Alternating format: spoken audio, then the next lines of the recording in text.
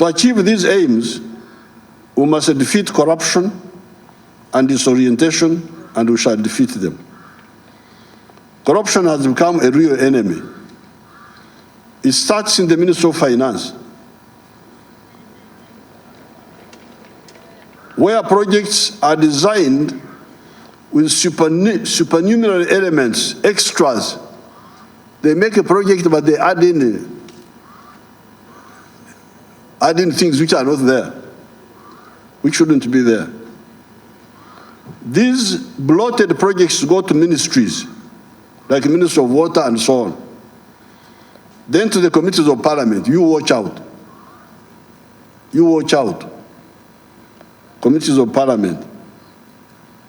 Then to the Auditor General, where there is collusion all the way, and there are agents along the way. Each one getting Njauro. I have the story now. I have the story, you will see. You will see. That's how I moved on the Uganda Airlines. They thought they were very smart, but they will find out what sort of people Bayekera are. What the corrupt fraternity did not factor in their chibaro of corruption and criminality was the large number of the young people the NRM has trained over the years. Many of them coming from the middle class, where they do not have the pressure of home poverty. See, we are beginning to have now young Ugandans who are from the rich families. This is a structural change, because these are children who don't have pressure of poverty from home. And you will see how they will help us to fight this corruption. I've been discussing with my children,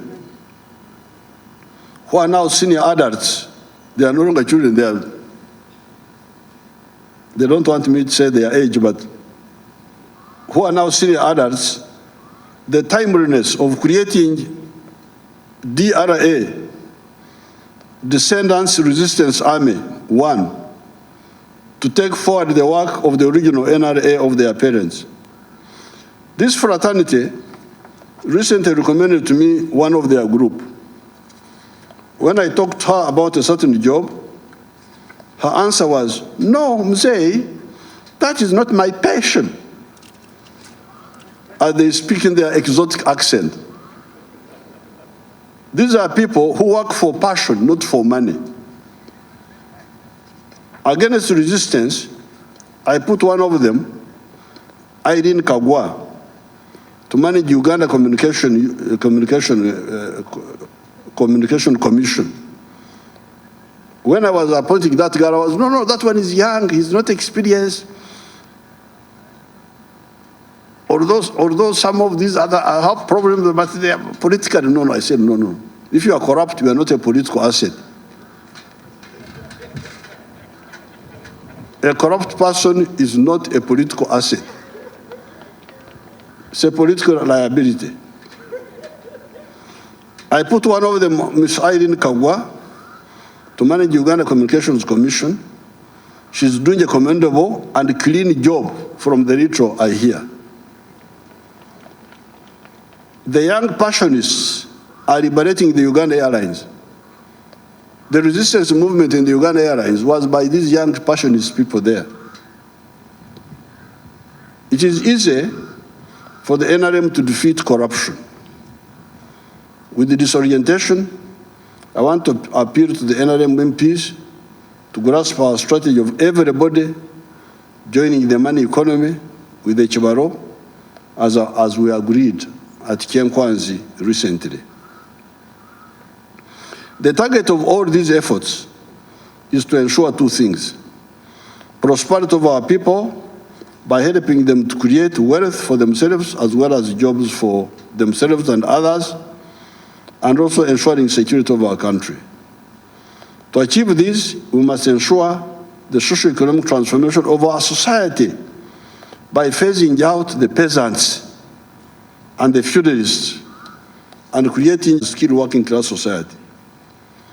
It is a shame that we are still struggling with this social metamorphosis.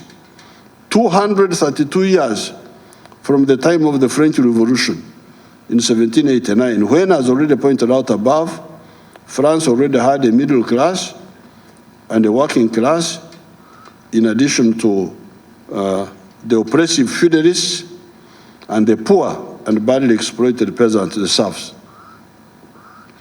A lot of time was wasted, not only by the colonialists, the ignorant chiefs, but also by some of the post-colonial actors, politicians, cultural leaders, religious leaders, etc., that many times divert people's attention to wrong positions of superstition, sectarianism, miracle wealth, etc., etc.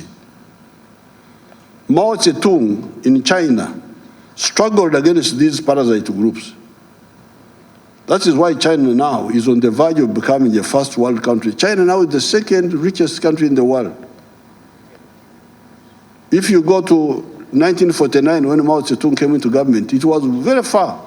You can go and check. But the Chinese struggled against these parasite groups.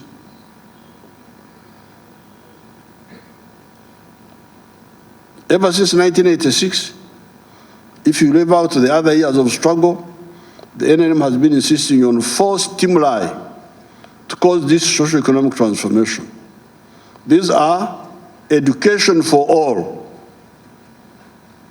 I spoke about that the other day on the inauguration here.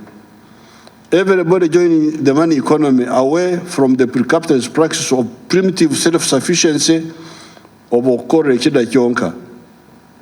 3, private sector-led growth to attract actors that are already part of the money economy in big numbers. And 4, infrastructure development so as to facilitate the 3 efforts above, including lowering the cost of doing business in Uganda so as to enable our economic actors to make profit in their businesses, thereby making Uganda more competitive. This vision helped Uganda, as has been demonstrated again in this speech. However, much more could have been achieved and can be achieved if all the politicians of the NRM and the civil servants understand and push this effort in a united way. We have been facing opposition from within the system. Yet, as Mwalimu Nyerere said, Africa needs to run while others walk if we are to catch up. Some parts of the world are on the verge of the 4th industrial revolution, while many parts of Africa have not entered even the 1st industrial revolution. The 4th industrial revolution is the phenomenon of intelligent machines that can replace man in the workplace, such as factories. China and India benefited from cheap labor and lured business to the east. That migration of factories and businesses in search of cheap labor forced the other societies to look for cheap labor that avoids expensive human beings that were demanding high wages using the trade unions, the labor movement. The answer is intelligent machines as a consequence of AI, artificial intelligence. This is what is being referred to as the 4th industrial revolution. The 1st industrial revolution was mechanization, was the use of steam power operating in machines instead of the manually operated enyondo, the hammer. The 2nd industrial revolution was technological revolution, was the discovery of electricity to operate machines instead of steam power. The 3rd industrial revolution was automation. We are now entering the 4th industrial revolution of intelligent machines. Uganda and the NRM will not miss the bus of history again. That's what I'm here to appeal to you. Finally, security will be maintained in the whole